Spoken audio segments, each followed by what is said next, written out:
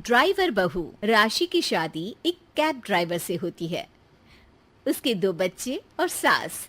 बड़े ही प्यार से जिंदगी चल रही होती है कि एक दिन राशि, मैं काम पर जा रहा हूँ। किसी चीज की जरूरत हो तो फोन कर देना, शाम को लेते हुए आऊंगा। हाँ हाँ जा। और कभी माँ से भी पूछ लिया कर कि कोई जरूरत है कि नहीं। अरे माँ, तेरी भी जरूरत का तो वो ख्याल रखती है ना। पति काम पर चला जाता है। तभी राशि की ननद आ जाती है। अरे वाह नीतू, तू कब आई? और नंदोई जी कहाँ हैं? भाभी वो तो नहीं आए, लेकिन मैं आ गई कुछ दिनों के लिए। जरा मायके का सुख भी तो ले लूं। अरे हाँ हाँ बैठ, मैं चाय लेकर आती हूँ। भाभी आप सबका कितना ख्याल रखती हैं। सबको आपके जैसे ही भाभी मिले। राशि मुस्कुराकर वहां से चली जाती है। वो किचन से पति को फोन करती है। पति जो उस वक्त कैब चला रहा होता है फोन उठाता है। क्या बात है राशि? अगर कुछ जरूरी नहीं तो बाद में बात करें, मैं कैब चला रहा हूँ। अरे वो नीतू आई है, तो शाम को आते वक्त कल्लू हलवाई के समोसे ले आना। शादी से पहले उसे बड़े पसंद थे ना। ओ ठीक है ठीक है। वो राशि से बात कर ही रहा होता है कि सामने एक खंभे से उसकी कार टकरा जाती है। वो बेहोश हो जाता है। ओहो, पता नहीं क्यों बिना कुछ बोले ही फोन काट दिया। थोड़ी ही देर में कुछ लोग राशि के पति को लेकर घर आते हैं। उसका एक्सीडेंट हुआ होता है और पैर पर चोट लगी होती है। मैडम, इनका एक्सीडेंट हुआ है। डॉक्टर ने 6 महीने बेड रेस्ट को बोला है। राशि रोने लगती है। सभी घर वाले पति के सामने आ जाते हैं। अरे गलती मेरी थी, मुझे ड्राइव करते वक्त फोन नहीं लेना चाहिए था। नहीं जी, मैंने ही तो आपको फोन किया था, गलती मेरी थी। जो होना होता है वो तो होता ही है भाभी। अब पछताने से क्या होगा। अरे लेकिन अब घर कैसे चलेगा? मैं अकेला कमाने वाला था, किसी तरह तो घर चला रहा था।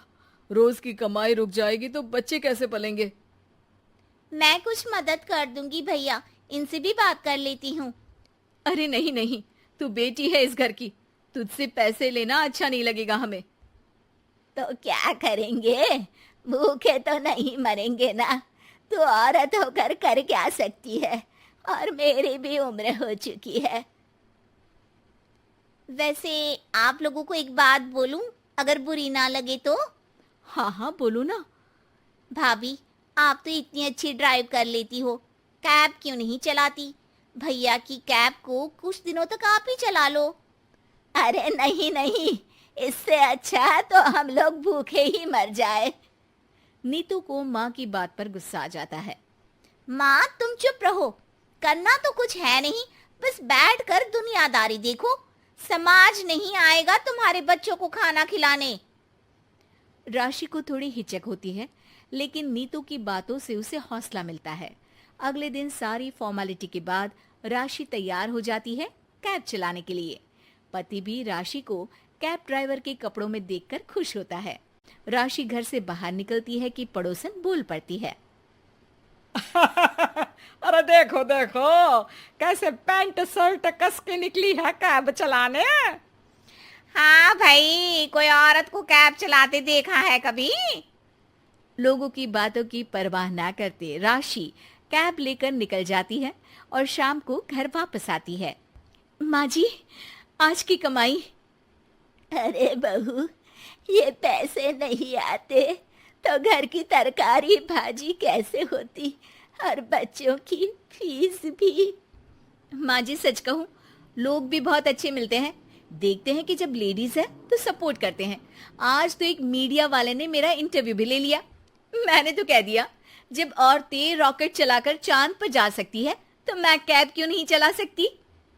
जीती रहे बहू, भगवान हर घर में तेरे जैसी बहू दे, जो घर की जिम्मेदारियों के साथ बाहर का बीड़ा भी उठाने योग्य हो। ममता बहुत ही सीधी और प्यारी लड़की थी। वहीं सुनील एक सरल और आगे बढ़ने की सोच रखने वाला लड़का। सुनील, बेटा सुनील कहाँ है? अरे जरा एक गिलास पानी तो दे दो। हाँ माँ अभी आया। क्या माँ, पानी तेरे सर के पास ही तो रखा है, क्या हो गया है, तबीयत खराब है क्या? अरे नहीं नहीं, वो उठने का मन ही नहीं कर रहा था तो देखा ही नहीं। वैसे क्या कर रहा है, यहाँ बैठ ना मेरे पास। माँ पढ़ रहा था। वो क्या है ना, नौकरी में तो वक्त नहीं मिलता, अब ऑफिस से घर आकर ही तो वक्त मिलता है। अच्छा अच्छा ठीक है, पढ़ ले जा बेटा। सुनील पढ़ लिख कर और आगे बढ़ना चाहता था, लेकिन माँ की तबीयत खराब देखकर सोचता है कि शादी ही कर ले। कब तक माँ का ख्याल वो अकेले रख पाएगा।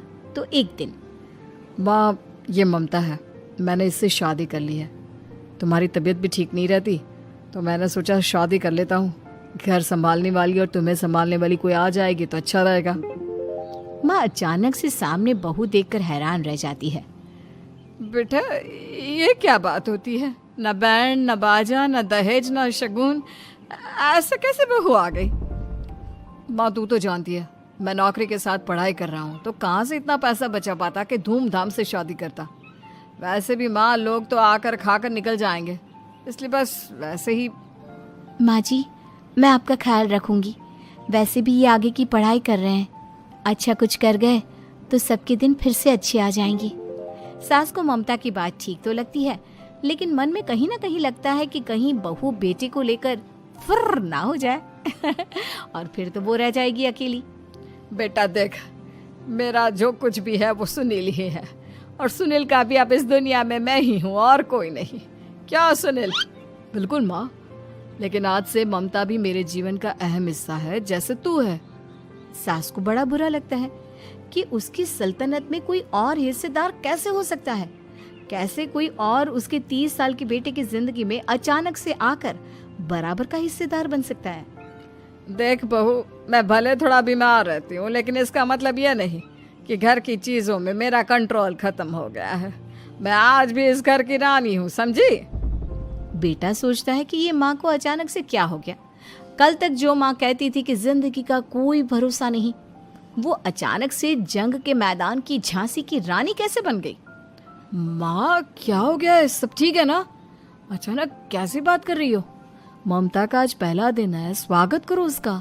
आसपास की आंटियों को बुलाओ, नई दुल्हन की मुंह दिखाए करवाओ। खैर सास होने का फर्ज निभाती है और बाद में एक सहेली के साथ बाहर निकल जाती है। क्यों री बताया नहीं कि बेटे का ब्याह कर रही हो? वैसे तो सारा दिन हम ही में घुसी रहती हो। अरे मुझे भी तो अभी पता चला, यूं अचानक सर पर लेकर आ गया। कहता है बहू है माँ तुम्हारी, अब इसको भी इतना ही मैं प्यार करता हूँ जितना तुझे करता हूँ। लो जी, ये क्या बात हो गई? क्यों इतना प्यार करता है? अरे माँ का प्यार तो ज्यादा होता है। अब उसको तो कोई दूसरा पति मिल सकता है, लेकिन तुम ही बताओ, क्या माँ की ममता किसी और की हो सकती है? ना जी ना, बेटे को समझाओ ये बात। अरे क्या समझाऊं, मुझे तो खुद ही समझ में नहीं आ रहा कि क्या हो रहा है। जो बेटा कल तक माँ माँ करता था, अचानक से बीवी बीवी का राग आलाप रहा है। देखा, उसकी बीवी ना सुंदर और जवान है। सुंदरता के आगे तो एक से एक नहीं टिके, तो तेरा बेटा किस खेत की मूली है? सास को भी समझ में आ जाता है कि बहू की सुंदरता के आगे माँ का प्यार किसी काम का नहीं। उधर बीवी, ए जी, अम्मा जी सहेलियों को छोड़ने गई थी, अभी तक आई नहीं, हम देख आए क्या? अरे रहने दो ना, आ जाएंगी। कहाँ जाएगी, उनकी आदत है, एक बार जाती है तो पूरी पंचायत खत्म करके ही आती है। अच्छा ही है, खाना वाना खा कर गई होगी। छोड़ो ना, घूमेगी तो खाना पचेगा, नहीं तो ऐसे ही खाट पकड़ लेगी। बहू भी शांत हो जाती है। उधर सास सोचती है कि आज थोड़ा देर से ही घर जाती हूँ, जब बेटा परेशान होकर ढूंढेगा तब मजा आएगा। बीवी को खुद ही पता चल जाएगा कि माँ के आगे उसकी दाल नहीं गलेगी। लेकिन वहीं दूसरी ओर घर पर, ए जी, माँ जी अभी भी नहीं आई, हमको तो घबराहट हो रही है कि क्या करें, जाकर पता करें किसी के घर। अच्छा, कहाँ जाओगी ये भी बता दो। पहला दिन है तुम्हारा इस घर में और एक ही दिन में मोहल्ला छानोगी क्या? हाँ तो आप भी तो नहीं जा रहे हैं ना, हमको फिक्र हो रही है। अरे यार, ये रोज का है अम्मा का, खाओ और सो जाओ। बस फिर क्या था। बेटा बहू खाना खाते हैं और कमरे में सोने चले जाते हैं। उधर जब सास को कोई देखने नहीं आता तो वो हार कर घर आ जाती है, जहाँ वो देखती है कि सारे घर की लाइट्स बंद है। सास को गुस्सा आता है। बहू, ममता बहू कहाँ हो? लेकिन सारे दिन की थकी बहू को ऐसी नींद आती है जैसे किसी ने भांग की गोली खिला दी हो। वो तो नहीं उठती। उठकर आ जाता है बेटा। क्या बात है अम्मा, काहे चिल्ला रही हो? अरे सो जाओ ना, सुबह की थकी है बहू, वो सो रही है। जोर से बोलोगी तो नींद खुल जाएगी उसकी। माँ को गुस्सा आ जाता है। फिलहाल तो सो जाती है, लेकिन मन ही मन ढेर सारा जहर बहू के लिए भरा होता है। सुबह बहू चाय बना रही होती है कि सास धीरे से गैस तेज कर देती है, जिससे चाय का बर्तन जल जाता है। और जैसे ही बहू चाय का बर्तन उठाती है, उसका हाथ जल जाता है। मेरा हाथ जल गया। वो जोर जोर से चिल्लाकर इधर उधर भागती है कि सास थोड़ी देर में उसके हाथ में पानी डाल देती है। हाय रे बहू, क्या कर रही हो? पहली बार रसोई छुई हो क्या? सासू माँ गलती से गैस तेज रह गई थी और बर्तन जल गया, जिससे मेरा हाथ जल गया। हाय रे, कितना गंदा दाग। छी छी छी छी, मुझे तो उल्टी आ रही है तेरा गला हुआ मांस देखकर। तू ना मुझे अभी साथ से खाना मत लगाना। बहू भी खुद का हाथ देखती है तो उसे भी रोना आ जाता है। कुछ दिनों के बाद सास की सहेली आती है। बहू चाय बनाकर लाती है। उसके जाने के बाद सहेली कहती है, बहू की सुंदरता ऐसी है कि कोई भी दीवाना हो जाए। वैसे तेरे बेटे का क्या हाल है? अरे वैसा ही है, बहू के पीछे लट्टू। क्या करूं, कुछ समझ में नहीं आ रहा। मैंने तो बहू के चेहरे पर दिवाली के पटाखे की चक्री फेंक दी, उसका पूरा चेहरा जल गया। अब देखो ना रही सुंदरता, और ना ही अब मेरा बेटा उसे पूछता है।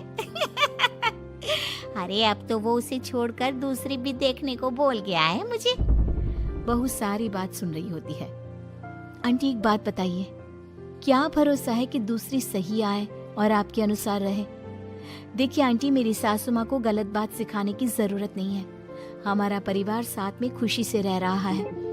देख बहू, मेरी सहेली की बेइज्जती ना कर, वही अच्छा रहेगा तेरे लिए, समझी? बहू नहीं मानती है। वो बार बार उनकी सहेली को घर से निकल जाने को कहती है। तभी सास की सहेली पास के चूल्हे से लकड़ी लाकर बहू के चेहरे पर लगा देती है। बहू जोर जोर से रोने लगती है। अरे ये क्या कर दिया? मैंने कहा किया, ये तो तूने किया। तू ही नहीं चाहती थी कि बहू बेटे के साथ रहे, भला मैं क्यों करूंगी? मैं तो चली, निपटो अब। बहू रो रही होती है, दर्द से चिल्ला रही होती है, लेकिन सास उसे डॉक्टर के पास नहीं ले जाती। तभी पति आता है। क्या हो गया ममता? ये दाग कैसे लगा? तुम कैसे जली? ममता कुछ नहीं कहती, बस दर्द से करा रही होती है। पति माँ की तरफ देखता है। हो ना हो माँ, ये पक्का आपका काम है। आप ही ममता से जला करती थी ना। देखना माँ, अब पुलिस आएगी, केस बनेगा, लेकिन पहले मैं ममता को अस्पताल लेकर जा रहा हूँ। सभी अस्पताल जाते हैं, जहाँ डॉक्टर ममता की सास से कहते हैं, आपने तो नहीं जलाया ना बहू को? अब ममता की सास के तो पसीने छूट रहे होते हैं। वो घबरा कर कहती है, ना ना डॉक्टर साहब, कैसी बात करते हैं? हम क्यों जलाएंगे अपनी बहू को? डॉक्टर ममता के पति से पूछते हैं। देखिए, क्योंकि ये ससुराल में जली है तो मामला पुलिस का बनता है, तो आप पहले पुलिस को बुलाइए, तभी इलाज पूरा होगा। सास डर जाती है कि अब तो बच्ची जिंदगी जेल में ही रहना होगा। रहने दीजिए ना, पुलिस को क्यों बुलाना? सारी हंसी खत्म हो जाएगी जब पुलिस के डंडे पड़ेंगे। बहू को जलाना भले ही बहुत आसान हो, लेकिन उसके बाद सारी जिंदगी जेल की हवा खाना। सास डर जाती है। पुलिस आती है। पास लेटी दर्द से करा रही ममता स्टेटमेंट देती है। तो क्या हुआ था? कैसे जली आप? ममता पास खड़ी सास को देखती है। बेटी बताओ, कैसे जल गई तुम? ओए, काका का किरण वाली शाहरुख, चुप, बिल्कुल चुप। सास चुप। सभी इंतजार करते हैं कि ममता क्या बोलेगी। जी मैं खाना बना रही थी, लकड़ी उड़कर मेरे ऊपर गिर गई और मैं जल गई। सास बहू की बात सुनकर रोने लगती है। देखा माँ, कितनी समझदार है ममता। ये चाहती तो, हाँ बेटा, ये चाहती तो मैं आज जेल में होती। मुझे माफ कर दे, मैं आगे से अभी कभी ऐसा नहीं करूंगी। बहू के साथ मिलकर रहूंगी, मुझे माफ कर दे। सासू की एक बहू। बलविंदर की पहली बीवी को बच्चा ना होने के कारण वो दूसरी शादी करता है, लेकिन जब दूसरी शादी से भी बच्चा नहीं होता तो वो तीसरी शादी करता है, और तीसरी शादी करने के बाद भी जब उसे संतान का सुख प्राप्त नहीं होता तो वो डॉक्टर को दिखाता है। और फिर बलविंदर जी, दोष आपकी बीवियों में नहीं, आप में है। आप में ही कुछ मेडिकल रीजंस की कमियां हैं जिनके कारण आप कभी भी किसी बच्चे के बाप नहीं बन सकते। अरे बाप रे, ये तो घोर समस्या हो गई। एक बच्चे का बाप बनने का मेरा सपना था और आज वही चूर चूर हो गया। 3 बीवियों में पहली बीवी इंद्राणी, दूसरी बीवी सुधा और तीसरी बीवी कलावती। मुझे एक माँ बनने का सौभाग्य प्राप्त करना है। मुझे भी, इसीलिए तो मैंने शादी की थी। अरे लेकिन अब किसे पता था कि हमारे पतिदेव में ही कमी होगी। अब हम क्या करें? हम एक बच्चे को गोद लेते हैं। तीनों एक बेटे को गोद लेते हैं जिसका नाम प्रमोद रखा जाता है। 20 साल बाद अब तीनों भी बूढ़ी हो चुकी होती हैं। बलविंदर भी बूढ़ा हो चुका था। प्रमोद एक अच्छी नौकरी करता है। उसकी शादी की उम्र हो चुकी थी, इसलिए तीनों माएं प्रमोद की शादी पाखी नाम की एक लड़की से करा देते हैं। शादी के बाद बहू पाखी की पहली रसोई की रस्म की बारी आती है। मेरी प्रिय 3 सासू माओ, आज मेरी पहली रसोई है। बताइए क्या बनाऊं? क्या पसंद है आप तीनों को? बहू तू ना कढ़ाई पनीर, सूजी का हलवा और पुदीने की चटनी बना दे। अरे नहीं नहीं, ये क्या पसंद है? अरे पाखी बहू, तू छोले भटूरे, सरसों दा साग और मक्के दी रोटी बना, और पंजाबी लस्सी भी बना दे। ओफो, सच में मेरी सौतनो, खाने के मामले में तुम्हारा टेस्ट और चॉइस दोनों भी बकवास है। बहू, नॉर्मल सिंपल सात्विक भोजन बना दो और हलवा पूड़ी खीर का भोग चढ़ा दो भगवान को मंदिर में। अरे कैसे तुम दोनों अपनी मनमानी कर रही हो? मैं तुम दोनों से पहले आई थी बलविंदर जी के जीवन में, और तुम दोनों से उम्र में भी मैं बड़ी हूँ। इसका मतलब मैं पाखी बहू की बड़ी सास हुई? नहीं, उम्र बस एक अंक होती है। मैंने सबसे ज्यादा देखभाल की है प्रमोद की, इसलिए मैं एक सास होने का ज्यादा हक रखती हूँ। पाखी बहू, तुझे मेरी बात माननी होगी। नहीं, तू मेरी बात मानेगी। जो मैंने कहा है वही तू करेगी। नहीं, मेरी बात मानेगी वो। नहीं मेरी। तीनों सास आपस में चिल्लाने लगती है और फिर वहां पर बलविंदर और प्रमोद आ जाते हैं। अरे ये क्या बिल्लियों की तरह लड़ रही हो तुम तीनों सास? पाखी बहू को घर में आए पूरे 24 घंटे भी नहीं बीते हैं। बाकी तुम एक काम करो, तीनों माओं की कही गई डिशेस में से हर एक की 50-50% डिशेस बना दो। लेकिन बस, अब प्रमोद ने कह दिया सो कह दिया। तुम तीनों अब झगड़ना और बहस करना बंद कर दो। पाखी तीनों सासू की कही गई आधी आधी डिशेस बनाती है और इस तरह अपनी पहली रसोई की रस्म पूरी करती है, जिसके बाद उसकी तीनों सास उसे शगुन और नेक देती हैं। फिर एक दिन, अरे पाखी बहू, तुमने अपना सारा काम निपटा लिया है ना? तो जरा यहाँ आना। मेरे ना घुटनों की मांसपेशियों में बड़ा दर्द हो रहा है। जरा तेल या बाम से मालिश तो कर दे बेटा। तभी वहां पर इंद्राणी और कलावती भी आते हैं। पाखी बहू, चलो मेरे साथ बाजार। मुझे ना नई साड़ियाँ खरीदने हैं। तुम्हारी फैशन सेंस बहुत अच्छी है ना, इसलिए मैं चाहती हूँ कि तुम मेरे साथ चलो। अरे पर मैं यहाँ पे पहले आई, तुम्हारे साथ ही सही, लेकिन मेरी स्पीड सबसे तेज थी। पाखी बहू, मेरे कमरे की अलमारी और पर्दे साफ कर दो ना, बहुत धूल जम गई है। मुझे खांसी भी आ रही है। अरे ऐसे कैसे तुम दोनों मेरी बहू को अपने साथ ले जा सकती हो? सबसे पहले मैंने बहू को कहा है कि वो मेरे घुटनों की मालिश कर दे। अब जाओ, 1 घंटे के बाद अपनी ये फीकी शक्लें लेकर फिर से आना। सुधा मैडम, ज्यादा ना बोलो। पाखी बहू को तुम दोनों से ज्यादा नेक दिया है मैंने, इसलिए पाखी बहू तो मेरा ही काम करेगी। और वैसे भी ये सुशील सर्वगुण संपन्न बहू अपनी इस बेचारी बूढ़ी सास को खांसते हुए कैसे देख सकती है? क्यों पाखी बहू? हाँ, पर नहीं पाखी बहू, तुम इन दोनों की भावनाओं के जाल में मत फंसो। और रही बात शगुन और नेक की, तो रिश्तों को प्यार के भाव से तोला जाता है, ना कि पैसों के भाव से। मतलब ही कहीं के। ओ इंद्रानी, ज्यादा मत उछलो, पता है कौन कितना मतलबी है। उफो, अब फिर से आप तीनों मत शुरू होइए। मैं आप तीनों की काम करूंगी, लेकिन बारी बारी। सबसे पहले सुधा सासू माँ का, फिर कलावती सासू माँ और फिर इंद्रानी सासू माँ का। इसके बाद तीनों सासू में फिर से लड़ाई और कहासुनी छिड़ जाती है। फिर एक दिन जब पाखी घर का किराने का सामान लेने बाहर निकल रही होती है कि तभी, बहू, मुझे ना मेरा पुराना संदूक नहीं मिल रहा, तू आकर ढूंढ देगी क्या? अब ठीक है इंद्रानी सासू माँ। पाखी इंद्रानी के कमरे में जा ही रही होती है कि तभी उसे सुधा रोक लेती है, हाथ में खूबसूरत साड़ी लिए।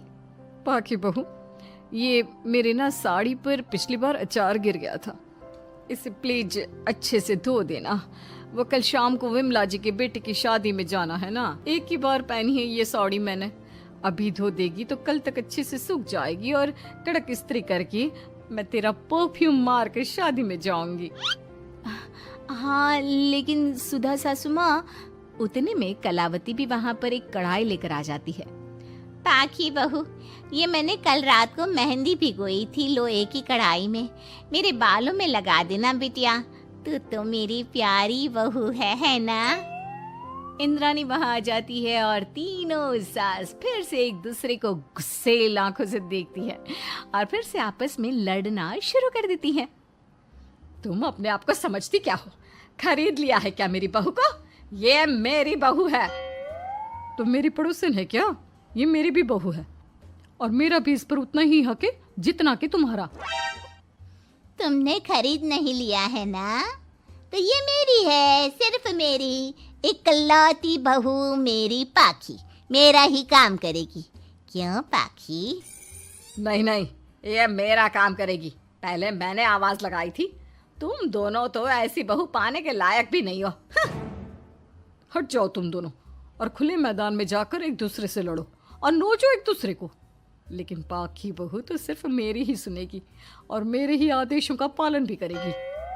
तीनों सासों के बढ़ते झगड़े को देख पाखी अपना आपा खो देती है और जोर से चिल्ला पड़ती है, बस बहुत हुई आप तीनों की तू मैं। अरे रोज ना ड्रामा लगाती रहती हो, 50 साल की बूढ़ी औरतें हो गई हो, फिर भी बच्चों की तरह लड़ती रहती हो। अब बस बहुत हुआ। अब तो मैं आप तीनों में से किसी की भी बात नहीं सुनूंगी और मैं जा रही हूँ ये घर छोड़ के। अब मुझ में और सहन शक्ति नहीं बची, मैं चली। अब लड़ो झगड़ो, एक दूसरे को मारो पीटो नोचो, जो करना है करो। पाखी अपना सूटकेस लेकर घर से बाहर निकलने लगती है। तभी तीनों सास बेहद घबरा जाती हैं और भावुक होकर पाखी से विनती करने लगती है, पाखी बहू, बहू हमें छोड़कर मत जाओ ऐसे। अरे हम तुम्हारे बिना मर जाएंगे। इतने कम समय में ही तुम हम सबकी जीने की वजह बन चुकी हो। माफ कर दो हमें बेटा। हाँ पाखी बहू, हम आइंदा से कभी नहीं लड़ेंगे और हंसी खुशी मिलकर बात करते रहेंगे, वादा करते हैं।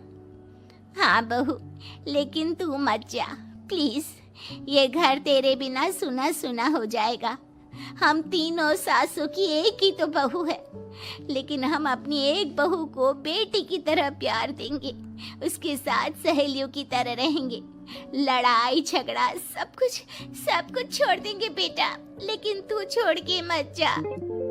अपनी तीनों सासों को भावुक देखकर पाखी की भी आंखें भर आती है और वो उन तीनों को माफ कर देती है और उनके गले लग जाती है। इसके बाद तीनों सास अपनी एक बहू संग खुशी से मिलजुल कर रहती हैं और आपस में जरा भी